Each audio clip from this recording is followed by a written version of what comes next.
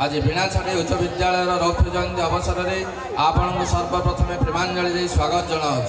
विद्यालय स्थापना होगा दिन ठारू आपण अवदान अनस्वीकार्य। आपण निजुक्ति समय 1998 मसीहा ठारू आम पुरातन छात्र छात्री प्रथम वर्ष गहन आदर पात्र हो पारि। सर्वोपरि आपण ही आपण उदाहरण।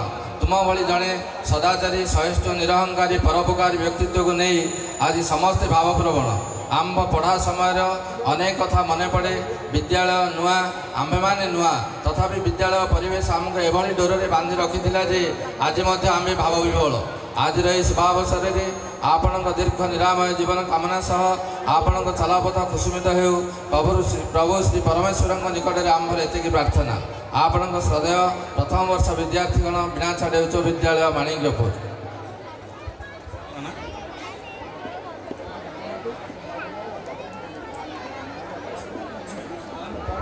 धन्यवाद। वर्तमान मु अनुरोध करी जड़े साहित्य प्रेमी साहित्यिक गाल्पिक दार्शनिक से होचंदे अवसर प्राप्त प्रधान शिक्षक श्री वृषकेश दास महोदय को अनुरोध करी हृदयर वार्ता आपण मान पाखे पहुँचाइबा हेबे। धन्यवाद।